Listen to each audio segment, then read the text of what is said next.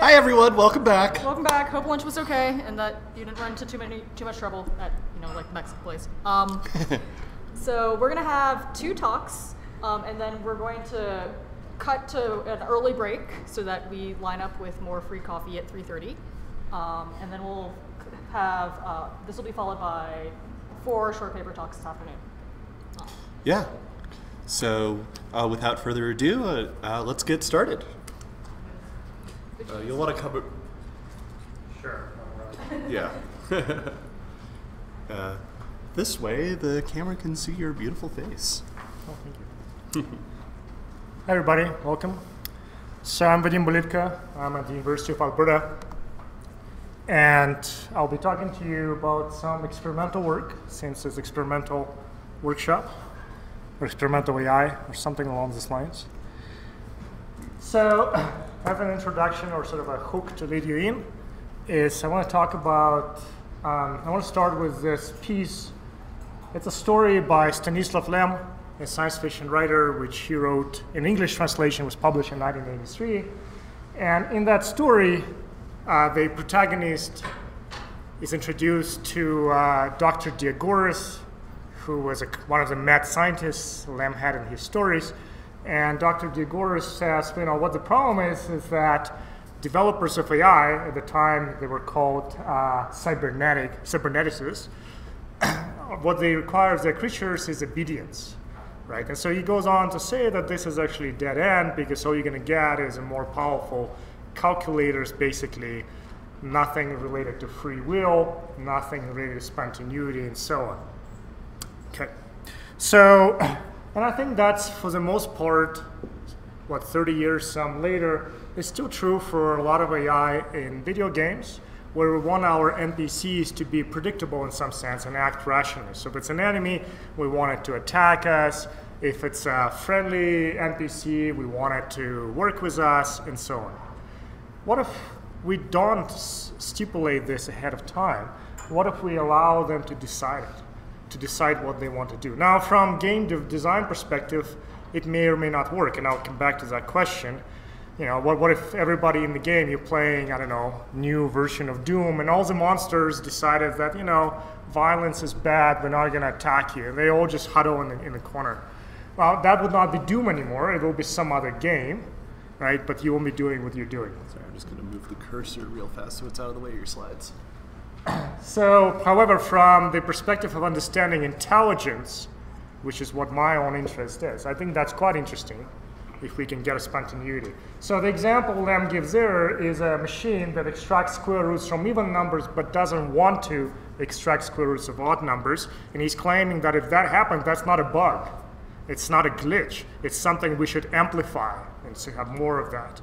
And that relates to animals. So if you have a pet, a dog or a cat, and a dog doesn't want to do the trick or doesn't do something you're asking it to do, you don't say the dog is glitchy or buggy and it needs to be debugged or reset or something like that. It's actually a good thing. It has its own desires.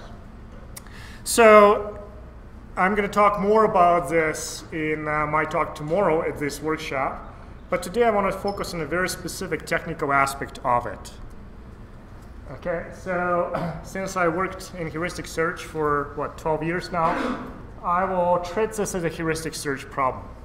So it's an agent which is traveling on the map from one point to another, and maybe the shortest path between the 2 points it has to travel lies through some very complicated castle. This is from the recent reboot of Wolfenstein. And so I go in, and it's actually a good idea to go through the castle if I knew what I'm doing. But as an agent, maybe I have a poor heuristic and I get stuck in a castle and I get burned, right, or bitten or whatever you want to call it. So I spend a lot of time there. And so then next time, if I have to travel the same route, perhaps I won't be doing it, even though my heuristic, which has been updated, would now allow me to do it well. So I now have the knowledge, but I have this regret from the previous time. It turns out that psychologists obviously studied this before, and there was a recent paper actually on regret-induced non-adaptive choice switching, where people are tricked into believing that something which is a good choice in some game is actually not a good choice, or they avoid it because they have this imaginary regret, or the regret they think they had. So what I want to do, I want to get AI and a non-playable character to exhibit this regret-induced non-adaptive choice switching without any explicit scripting. Okay, that's one way to understand this work. So I don't want to say, oh, you burn first time, therefore be shy of that. Obviously, we can code this up. That's not a problem. But I don't want it. I want it to emerge from something else. And let me tell you what from. So the framework I'm going to deal with is a real-time heuristic search. It's often used for pathfinding. I think most games use some version of A* with various tweaks, abstractions, so on. Jeff Orkin, when he was working on the AI in a game of Fear back then, he used it for general planning, not pathfinding, where agents would plan actions, sequences of actions, also using A*. So I'm concerned with real-time heuristic search, which I think is most applicable to agents which have limited time and a local agent-centered perspective. So what you do in a simple version of it, you select the most promising neighbor around you, you make your heuristic, which is kind of like value function reinforcement learning, you make it consistent locally around you, and then you go to the most promising neighbor and you repeat the whole cycle until you reach the goal. Right? So if you're familiar with something like TD lambda, right, or simple or Q-learning, this is similar with a bunch of tweaks on top. If the initial heuristic is poor, then it's usually poor, otherwise it's not an interesting problem. Then you update it on the fly from experience. The updates are local. So you're basically smoothing that heuristic surface around you, which means that you don't exhibit this once bitten, twice shy fear, because that comes from the entire run of experience, which you're now going to be shy of that area, because in that entire run, you were bitten, not just locally. Okay? So here's a question I want to post. What if the agent somehow magically knew how it would do in a given state? Right? So normally I have a heuristic search agent, I place it somewhere, it searches for a path. What if somebody told me before it even happens, oh, from that state on, it's going to take you 100 moves to reach the goal. And from here, it's only going to take 50. Some divine oracle on a site which is going to predict the future and tell me that. Right? So you can also think of it as a bit of a self-knowledge. So maybe I know that I can't hold my liquor, so whenever I go to a bar, I'll get drunk. Right? So that's a prediction of my behavior. It's my own self-knowledge. So the way this has started, this whole project, I said, okay, what if instead of a normal heuristic, like Euclidean distance or something like that, we're going to give this oracle-provided information? Wouldn't that be better? At first, it feels like, yeah, if you knew something about yourself, you can possibly act better, right? Because you knew to avoid bad states. So I'll skip that. That's just some formalities there in the paper as well. And you may think that the answer is yes, self-knowledge is good. In fact, in reinforcement learning, there's a policy improvement theorem which says exactly that, right? So if you compute your value from any state on and then use that as your value function and act on that, you are guaranteed to be not worse and often better, right? So in the paper, I proved this theorem for heuristic search, which just basically means changing signs. Lower is better, not higher, right? And it's just adopting Sutton and Bartow proof from their text. And it's great, except there is a catch. So let me talk about it. So here is a counterexample, which at first blush shouldn't even exist, because the theorem says it cannot happen. Right? And so here it's a super simple pathfinding problem. It's really one-dimensional. So you're going from this state down to the green, right? So the red shade represents heuristic. Lower is better, so the redder, the worse. You don't want to get to the red states. So this is the initial heuristic on the left. That's just your octile distance, commonly used in grid pathfinding. So it says 241, and so on. So it's actually more than that because it's ignoring walls. So it just thinks if I were to go through the walls, it would take me 2.41 to get from here to here. In reality, it's more because you have to go around these walls. The dark gray things are walls. So if I plug this into a standard Richard Korf algorithm with a look ahead of 1, this is going to be my resulting path. And notice this says 10.4 and this says 5.41. Why is this so bad, this red thing? It's because what happens here, the agent actually goes down. It's not aware of the wall. So it says, oh, I'm going to go down and then to the goal. and then it gets stuck in this for a while until it raises the heuristic up. Eventually, of course, escapes this dead end and goes to the goal. Right? If you, however, go from this state, you break ties somehow, and I'm breaking them in some way, you would actually not spend as much time here, because these agents, what they do, they increase the heuristic behind them. So effectively, they're building this wall, which discourages us from backtracking. So this guy from here actually would not do all this back and forth, would just go to the goal. So this state, which is good, it's on the path to the goal, gets unreasonably high value. This is the once bitten part. So if I start in this state with a poor heuristic initial octave distance, I get really poor results. And then I want to avoid that state. So if I go here, again, using now this as a heuristic, the results are even worse. My average suboptimality jumped to 1.4 from 1.2. And now the difference is small, but it's also a very small example. So what happens here is, because I was burned in that state, I'm going to avoid it in any other state which goes where the path goes through that bad, what I think is a bad state. It's sort of similar to, let's say you're driving to work every day, and first time you drive through a new street, there was really horrible traffic there. You say, okay, never again I'm going to go through that street. But maybe that was just a one-off thing, or maybe you didn't know how to navigate that traffic, which is more relevant to this. If you actually were to come here again with a better knowledge, it is a better street. Another analogy would be investment, right? If you know what you're doing, maybe you can make some money. But if you don't, we come with a poor knowledge, you may say, oh, no, never again, I lost so much money. Investment is not for me. So basically what this agent says is, this state is not for me. I don't want to be there. But you have to be there. It's the only way to the goal, so you have to go through it. So you may think, well, first, why is that a counterexample? Isn't the theorem on the previous slide said that it cannot happen? The theorem actually only works in stationary policies.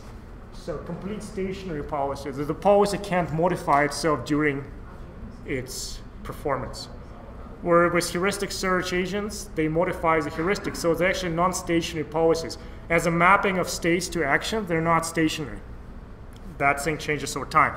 That's what allows us to basically bypass. That's the reason why the theorem doesn't apply and why the counterexample exists. But you may think, well, maybe it's just a contrived little counterexample, and this never ever happens in real life. Turns out it does, and quite often. So I'll just explain what this graph is. So this is optimality. That means your solution cost divided by the optimal cost. Lower is better. You want to be at 1. The negative numbers are here only because of the standard deviations the bars push it. Right? So what happens is there is this jump. So when you use the self-knowledge, it's actually worse, on average, than using your initial dumb heuristic. So if you have a choice between dumb heuristic and a self-knowledge with a dumb heuristic, just use heuristic. Now, if you continue iterating it, so now you have the self-reflection of second order. You use your solution with self-knowledge as the new heuristic, then things improve and eventually converge to optimal. Okay? So kind of reflecting on yourself once is a bad idea, but if you keep doing it, it becomes better. So I'm going to make a sort of stretch here and say, why does this knowledge... So I started by saying that I want this human kind of behavior without coding it. So this emerged without me coding it. It's simply running the normal standard real-time heuristic search algorithm, but giving it a different heuristic induced by its own behavior with another heuristic. So I would argue that LRJ star, that coarse algorithm that I'm using here, the voice states were did poorly. It's a wise thing to do if such states are undesirable. Like if there's truly a street which always has bad traffic, you don't want to go to that street. It's obviously a bad state to go to. But alternatively, you can have a bad performance not because the state is bad, but because your knowledge of how to behave in that state was insufficient. You couldn't navigate those waters, so to speak. In that case, you may want to come back there when you have better knowledge. Unfortunately, in this framework, the agent doesn't know which case it is. Is the state bad because the knowledge is poor? It doesn't really know itself that well. Or is that truly bad state? So it treats every bad state as its truly bad state and therefore avoids it, which is what causes this phenomenon. Okay. So perhaps this is similar phenomena to people swearing to never do something again because they got bitten or burned their first time. So there's lots of limitations. First of all, it looks like on average that increase or decrease in performance, increase in optimality happens only by going from initial heuristic to self-knowledge. It doesn't, there's only one peak. I don't know why, I'm exploring that. There is also convergence eventually to optimal, which I can prove for hill climbing agents, but haven't yet proven for actual algorithm I'm using here. So it's only empirical convergence at the moment. What makes this self-knowledge heuristic poor? Is that the fact that it's inconsistent? If you know sort of about consistent heuristics. In other words, is that too jagged? It's not smooth enough? I also want to make closer connections to animal behavior. Like, can we use this mechanism to actually reproduce things which are known in psychology more than at the level of me hand waving here, but at the level of psychology studies? How can we avoid this, right? Maybe we can dampen it somehow, mix it, the self-knowledge with the heuristic. Now, I didn't tell you how I compute this self-knowledge, and right now done is basically intractable way. I run the agent with the initial heuristic in every single state, and I remember the solution, and I store it in a table. That's obviously, by the time you've done it, you solve the problem in some way, so it's really not practical at the moment. And finally, I want to talk about population level behavior. So a lot of these burn things happen in human society from interaction between agents. Somebody betrayed you or set you up or something like that. So can that translate to unit pathfinding? Is that too far of a stretch? So in games like StarCraft and many others, you have multiple agent pathfinding, which is generally a difficult problem. Some games cheat, others limited in some ways. So how can we explore that in that framework? So as a summary, I would argue that this is a type of self-knowledge in pathfinding. Beaten by its own poor performance, LRT star is irrationally shy of good states. By rational, I mean that it avoids states which are on an optimal path. So if it were completely rational, it would go there. It's possibly human animal-like behavior. I think it's right now, the case is a bit thin, but hopefully I'll build it up. It's possibly usable for in-games, non-playable characters. Right? Right now, it's sort of at the level of A-live simulations. You have a bunch of characters running around. It's kind of cool as an AI researcher. You know, if I represented a game company, they say, okay, well, how does that help us to make Call of Duty N+1? So it's a work in progress. I am looking for students and collaborators, and our website is AGI, Artificial General Intelligence-lab.net. Thank you very much.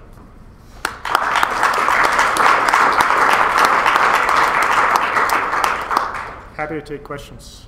Dave? This reminds me of, so my question will be, why is this not the case? But it reminds me a lot of like basic reinforcement learning, where you have the value update and the policy update. So if you almost look like the value update is your heuristic update, and then you're kind of twice bitten is just a reward. Like if you get a bad reward in one state, you won't go there again for a while, even though it might have been a good state if it's not deterministic. So do you see parallels? Yeah, there's some parallels. I think, okay, the question to repeat it. So is there a parallel between this and just getting a bad reward in a state in reinforcement learning? I think there are some connections. The difference here is that that bad experience was not just from a locally bad reward in that state. It's from your behavior from that state until the end of the episode. So it's more global than just local bad reward.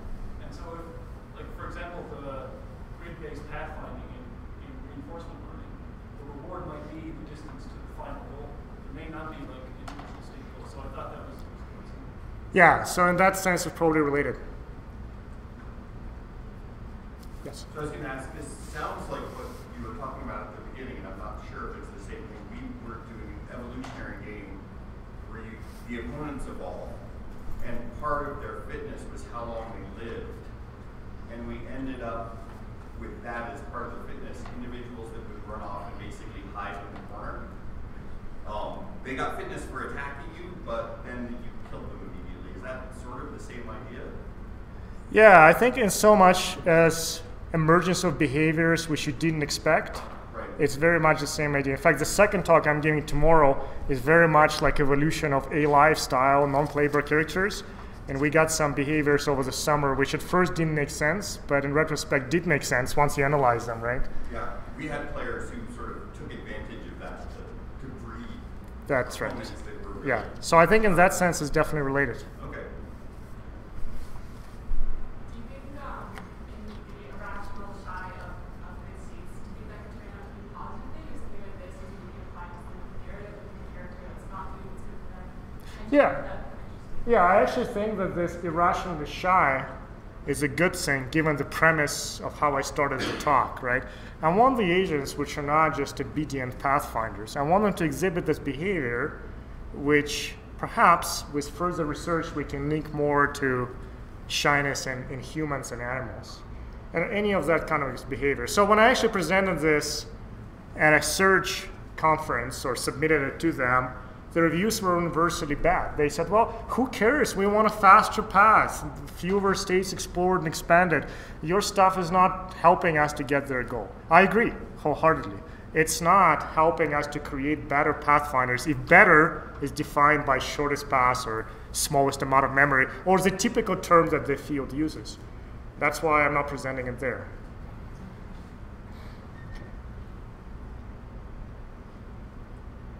Any other questions? Okay, well, thank you very much.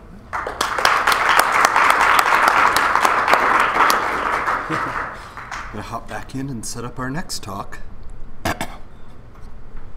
Just a reminder, for folks on stream, if you guys have questions and you want to write them down so we can read them out to the stream so they can hear during the talk, that would be appreciated. So where is my mouse? There we are.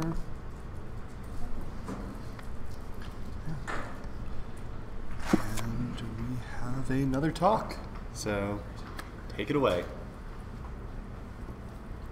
Oh, and there are my notes and everything. Okay. Hello, stream. Hi, everyone. My name is Allison Parrish. I am a poet and computer programmer, and I'm on the full-time faculty at New York University's Interactive Telecommunications program. This is my first time at EXAG. I want to thank the organizers for making a venue where it feels like this kind of weird idiosyncratic research feels appropriate. So what I am about to present stems from my attempt to solve a particular poetic problem, which is that I wanted to be able to find lines of poetry that share phonetic characteristics. My goal was to be able to smoothly transition between one line of poetry to another, finding all of the lines of poetry in between the original two that had similar phonetic characteristics. So to make this possible, I needed some kind of representation of the phonetics of words or other stretches of text in a continuous space so that, for example, the vectors for octopus and apocalypse would be close to each other because those are similar sounding words. And those vectors would be far away from inky and kinky, which are different sounding words. Right? So I came up with the scheme for this kind of representation, and that's what I'm going to describe in the talk. But before I get to that, I want to show like a small example result. So with these vectors in this vector space, you can do this this kind of operation here, where you can find the word that is the average of the sound of two other words. So for example, the average of the sound of paper and plastic is peptic. The average of the sound of kitten and puppy is committee. The average of the sound of birthday and anniversary is perversity. And the average of the sound of artificial and intelligence is ostentatious. So that's all pretty cool, but what other applications does this have, and how can vector representations of phonetic similarity figure into something other than my own idiosyncratic poetic process? So I will start out with this bold claim, with apologies to Saussure. The sign is not arbitrary. Research in psychology and psycholinguistics shows that words and sounds in language trigger synesthetic associations that go beyond their pure denotation. Now, I'm not claiming that there is a consistent and universal system of sound symbolism, but patterns of sound inside a text do shape how people pay attention to text and how they interpret the meaning of a text. So this is a little quote from Rashkovsky that kind of illustrates the structure that I'm trying to get at here. Central words strengthen the importance of a sound repetition, and the sound pattern in its turn focuses attention to the relations between these words.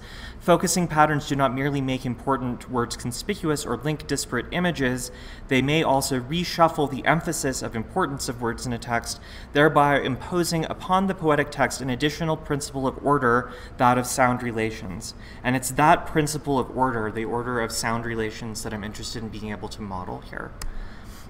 So what I'm trying to do, like algorithms like word2vec and glove that give us a continuous vector space of word embeddings for the meanings of words, what I want to do is make the same thing but a continuous vector space for the sound of words, and having that will allow us to reason computationally about that principle of order, the order of sound relations. So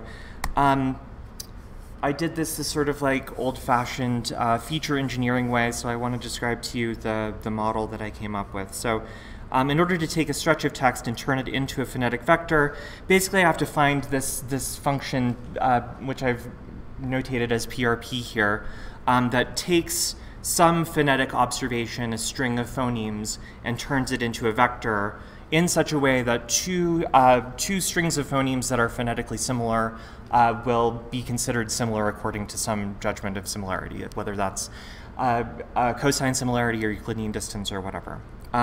So the technique that I decided on at a high level, I'm describing it as interleaved bigrams of phonetic features. And by the way, everything that I'm doing here is all based on the CMU Pronouncing Dictionary. If you're not aware of it, it's a freely available online database that gives you phonetic transcriptions of 150,000 or so English words, extremely helpful and handy. The transcription is given in a phonetic transcription called ARPABET, which is more or less one-to-one translatable into IPA, the International Phonetic Alphabet. But it was developed by the military, so it's unique and special in its own ways. The first thing you'd think of is just using individual phonemes as the features in the analysis. But when I tried that, it didn't quite do what I wanted it to be able to do. And the reason for that is that some pairs of phonemes are more similar to each other than other pairs. So for example, if you look at the words back and pack versus the word hack, intuitively, or at least to me intuitively, the words back and pack sound more similar to each other than they do to the word hack. And that's because if you look at the underlying features of these phonemes, you see that B and P, ba and pa, both share particular features at the phonetic level. They're both bilabial sounds made with your lips, and they're both stops. They stop the flow of air coming out of your mouth, as opposed to H, which doesn't have either of those phonetic characteristics, right? And I wanted my phonetic similarity vectors to be able to capture that fact. And a lot of research on phonetic similarity sort of stops at the phonetic level, but I really wanted to be able to capture this particular fact about the way that word sounds. So there are a number of different theories about how to break phonemes down into their constituent features, and they all mostly have to do with place and manner of articulation, like what your mouth is doing when you're pronouncing those sounds. So these are features that are proposed by Kirschenbaum, who was making a way to represent IPA phonetics in ASCII. He wrote this really cool paper and guide about that I kind of stole these features from. And this chart is just showing you how each ARPABET phoneme breaks down into the constituent features. These features are kind of theory agnostic. They're not like deep into like distinctive feature theory or anything like that. They're very practical, but they worked for my purpose. So the second fact about phonology, about phonetics, that I wanted to incorporate into my measure of phonetic similarity is the fact that articulation is not discrete. So individual phonemes and features inside of phonemes aren't atomic, and how you perceive a phoneme or a feature depends on what comes before or after that phoneme in the stream of speech. This is a diagram from a paper by Brauman and Goldstein that's showing basically a chart in time of the position of the articulators in the mouth while somebody's pronouncing the word palm. And each one of these graphs is a different part of the mouth, the lips, the tongue, the glottal aperture, showing that speech isn't actually just a sequence of phonemes or a sequence of features, it's actually a sequence of articulatory gestures that happen sort of simultaneously. They overlap each other. So because similarity between phonemes isn't binary and because context matters in perception of similarity, what I wanted to do is use bigrams of phonetic features to capture that simultaneity instead of just individual phonemes as the dimensions or the properties in the observations in my vectors. So, and also using bigrams of features helps to capture like the order of the phonemes and the features a little bit. Obviously, two words are perceived as more phonetically similar if the phonemes and the features are in similar orders. So it helps capture that as well. That is not the right slide. Oh no. That's very sad. I might have messed this up. I just spoiled something that's supposed to happen later. I had to redo all the slides that had like PDFs in them because PowerPoint didn't like the PDF things. So here's how I'm coming up with those features. So on the top, there's a word ring, and then it's phonetic transcription, and that's just ng. What I did is I attached these sort of pseudophonemes beginning and end to each phonetic observation in the data set. Just so that I could anchor words according to whether they were at the beginning or the end of the utterance. And then each one of those phonemes is associated with their features. And then basically what I'm doing is I'm taking the Cartesian product of each successive pair of phonemes. And all of those features down there, which are all pairs of features, end up being the observation, or end up being the properties or the dimensions in the phonetic similarity vectors. And this is kind of complicated, but it does capture those facts about phonetics that I wanted to be able to capture with this idea of similarity.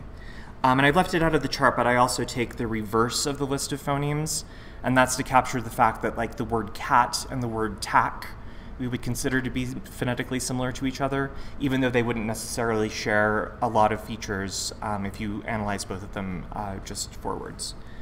So when I did this analysis using the CMU pronouncing dictionary as the input, I ended up with 949 unique dimensions, unique pairs of phonetic features. And that was kind of difficult to work with. Like 949 dimensional data isn't great because it takes up a lot of memory on your little MacBook Air. You can't do much with it. So I used principal components analysis to shrink that down to 50 dimensions. Thank you, scikit-learn, the Swiss Army knife of all data work. So this number that you see right there represents the sound of the word abacus.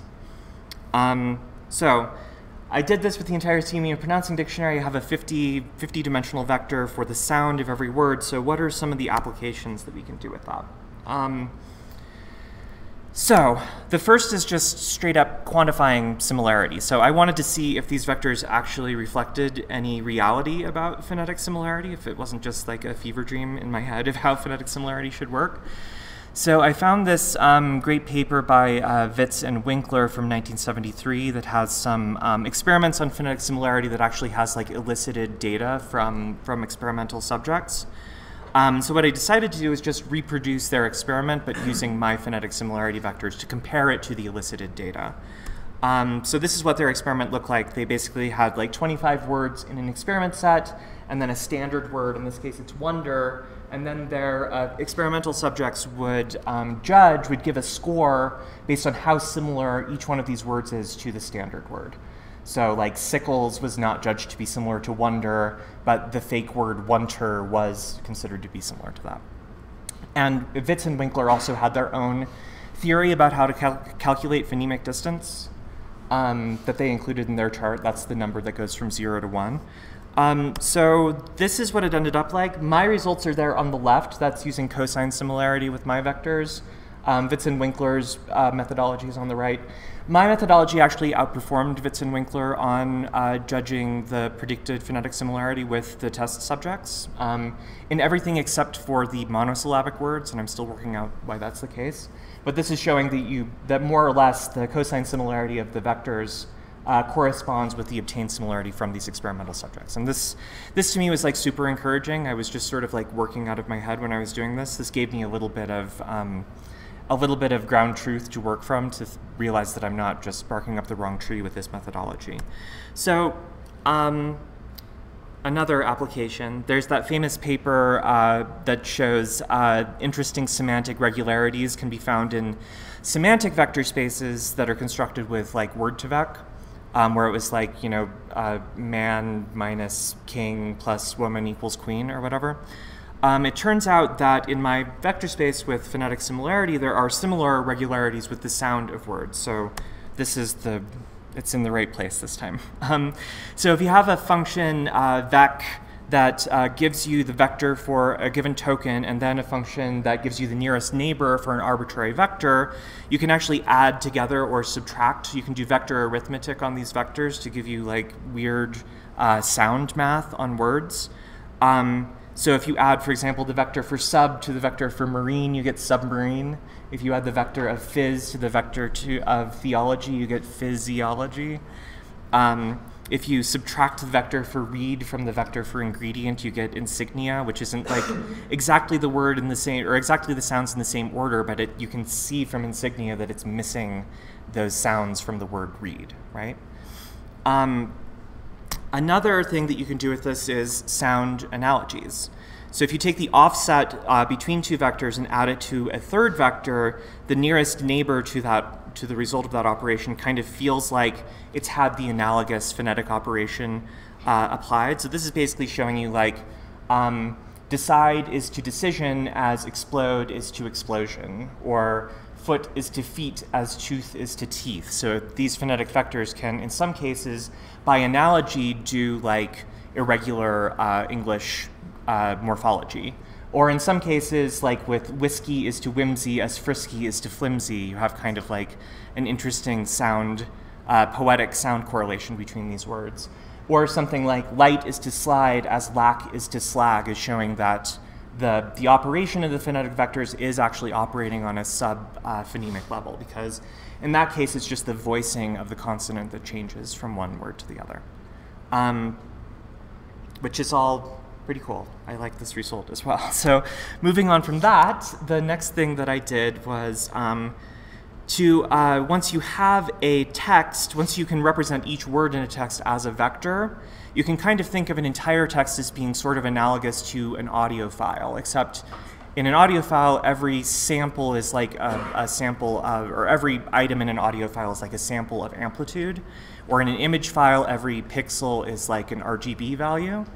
And you can apply just mathematical operations to an audio file or an image file in order to modify it. With word vectors, once you have a vector for each word in a text, you can kind of think of an entire text as being analogous to an image file or an audio file. And then you can do these sort of like image processing-esque algorithms to them just by applying a mathematical operation across every word in the text. So the same way that you can tint an image file by just adding a constant value to the RGB of each pixel, you can tint the sound symbolism of a text by just adding a constant word vector to each word vector in a text. So to experiment with this, there have been a bunch of interesting studies in synesthesia and sound symbolism involving these two symbols, and it turns out that cross-linguistically, cross-culturally, if you ask somebody which of these shapes is kiki and which of these shapes is booba, people will almost universally answer that the spiky one is kiki and the round blobby one is booba. So my thought was we could take a text and then make it a spiky version of that text, or make it a round version of that text, simply by adding the phonetic constant of the vector for that word. So I want to show you a couple of examples of these using, as the source text, The Road Not Taken by Robert Frost.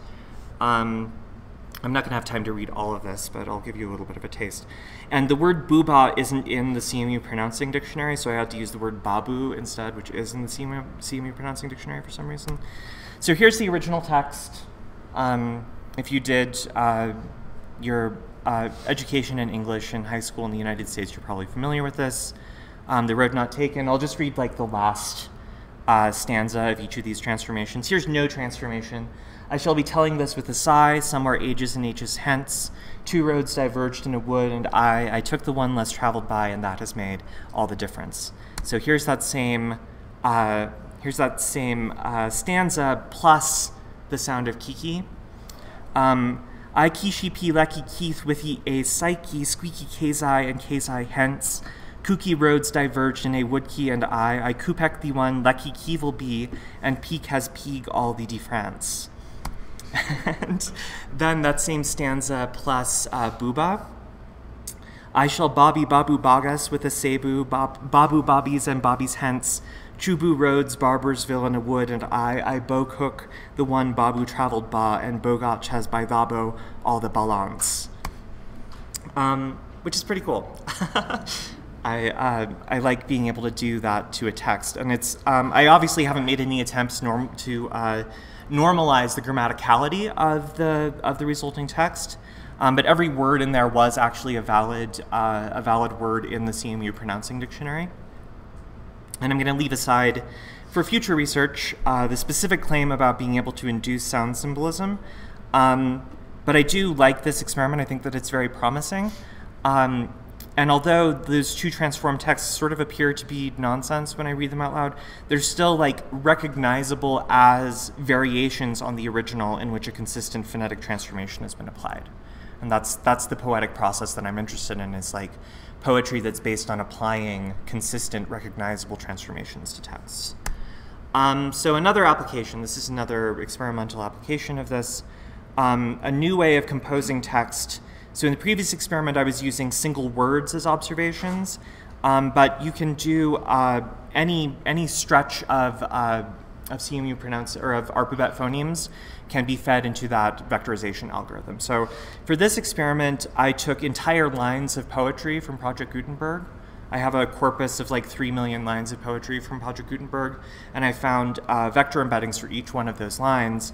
And then what I did is I just did a random walk through the vector space. So I would find just an arbitrary vector at random and then pick the vector that's closest to that, and then add that to a set of vectors that had already been visited, and then then go from that one to another randomly selected, the next closest one, and then so forth, just until I had generated a whole bunch of text. So I'll just read like a tiny bit of this so you get a sense of it. It's important to read this out loud because you don't really get it unless you hear it out loud. So sweet hour of prayer, it was the hour of prayers.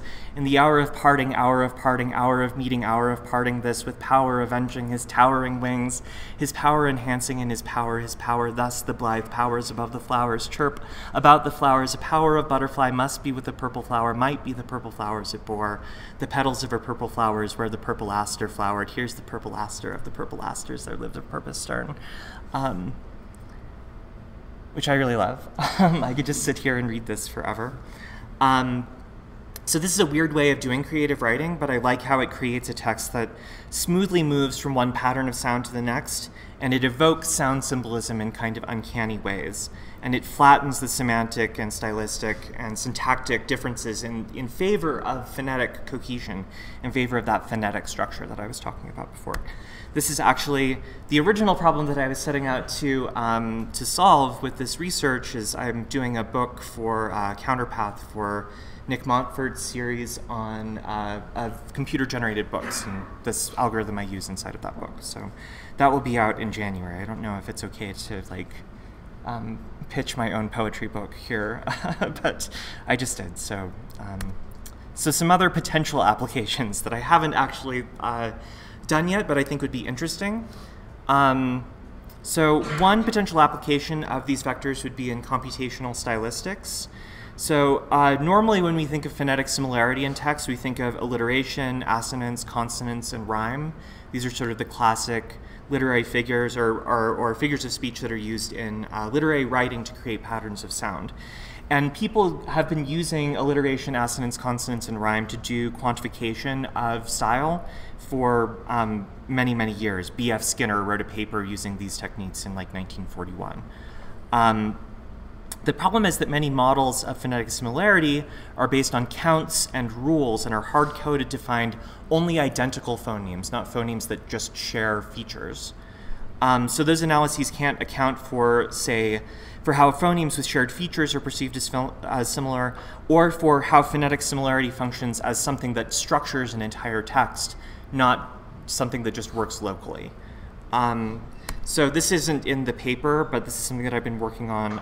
It's a phonetic similarity footprint of this poem, which is C Rose by AIIDE. This matrix is showing the phonetic similarity score of each word in the poem to each other word in the poem, leaving out some words that weren't interesting. So this is actually showing you these patterns of white, and then there's a threshold. So words that are similar above the threshold are being colored as white. Words that are below the threshold are being colored as black. So you can see on rows and columns where the columns are all white, those are the words that are most important to the phonetic similarity cohesion of the text. So words like stint, petals, stunted, lifted, crisp. You can see at a glance from this chart that those are the most important words. Running out of time, so I'm going to go quickly through this. A thing that I've noticed in a lot of contemporary research on generation in poetry and lyric text is that they'll do all this sophisticated stuff with word-to-vec for the semantics, and then we'll just use some rule-based stuff for deciding whether or not something rhymes or whether something has meter or something like that. So I think that working with vectors for the phonetics could allow people to sort of join up both of those methodologies to represent both the phonetics and the semantics of the text in a vector form so that you can feed them into machine learning algorithms. Another thing, the original impetus for this research was really thinking about sort of classic sound poetry from Hugo Ball and Kurt Schwitters back in the early 20th century, where they were trying to arrange words not according to their semantic meanings, but according to their phonetic valences. And so I like the idea of using these vectors to build new kinds of interfaces where you're primarily working with the phonetic aspect of the text instead of working with individual characters or working with spell checking or autocorrect or something like that. More visceral interfaces for interacting with the sound of text. Just to wrap up, a few limitations of this research. The first is just straight up empirical verifiability. I only have a very tenuous grasp on, or this research only has a tenuous grasp on having a well-motivated empirical reason for doing the feature engineering in the particular way that I do. It seems to work pretty well for my purposes. And I'm primarily a poet, not a scientist, so I'm not all that concerned about that, but it was super helpful for me to compare my research to the contemporary research on phonetic similarity to get some ground truth from that. So I would love to be able to incorporate more of that research into the feature engineering. And of course, I would love to be able to just not have to do feature engineering at all. The problem is there's no corpus that's big enough that has phonetic similarity scores between words to successfully do machine learning on this, as far as I can tell. Although if you know of something, I might be happy to hear about it. This technique also doesn't cope with out-of-vocabulary words at all. They have to be in the CMU pronouncing dictionary for it to work. Or I have to be able to get an RPPET transcription and pre-build the vectors for that. So I'd love to train a neural network to directly predict the phonetic vector from just the orthography. I think that would be a fruitful method of dealing with that. And of course, all of this right now is completely based on English. It won't work for any other languages. And I would love to be able to do this work and make it available in other languages as well. So that's all I have. Thank you.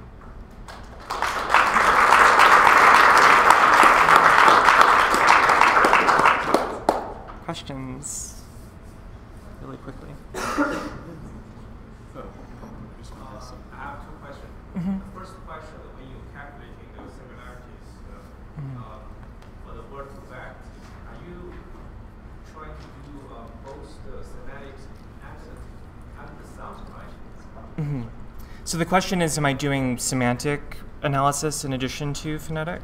Right. No, I don't care what words mean. That's a benefit that I can say that because I'm a poet. So the second question is, so like you said, the following research, you want to do something about generation lyrics. Mm-hmm. So why do you have two separate networks? One is based on your current sound,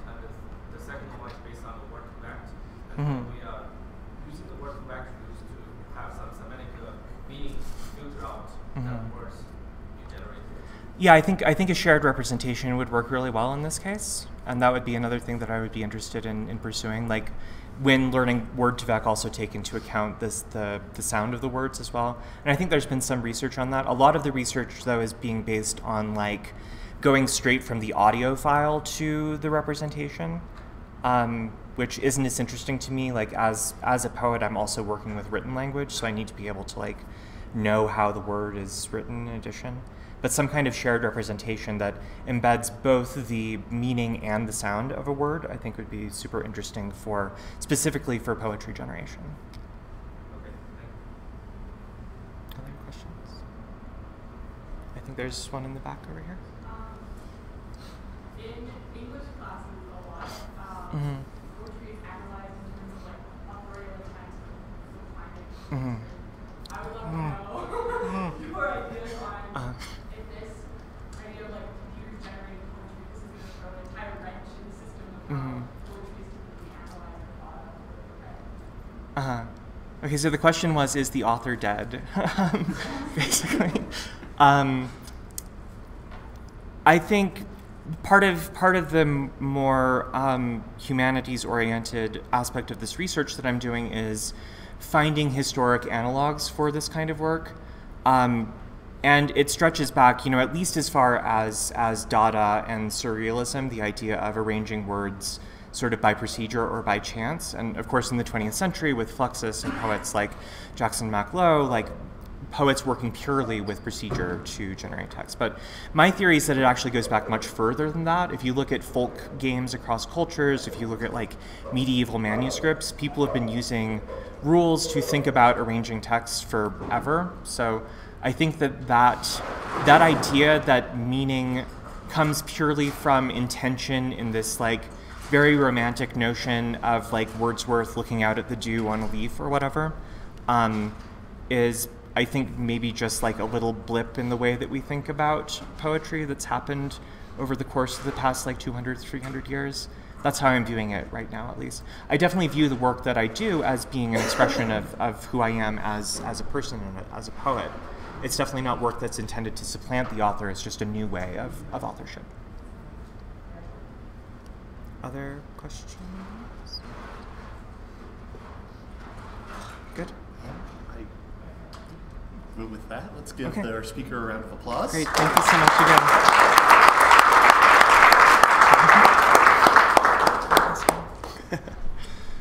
And with, focus, okay. Hi. Okay, so now begins our hour-long break because we Are good at planning. We are good at planning. So to line up with the coffee break, at 3:30 we're gonna go from now till 4 o'clock. So feel free to, relax, go to the bathroom, wait for coffee, stuff like that. If any of you are presenting short papers, I need your Twitter handles. So please come and see me if you haven't given me yours yet. All right. So stream, I'm going to leave you running for the hour. Maybe. We'll see if my computer fries. Bye.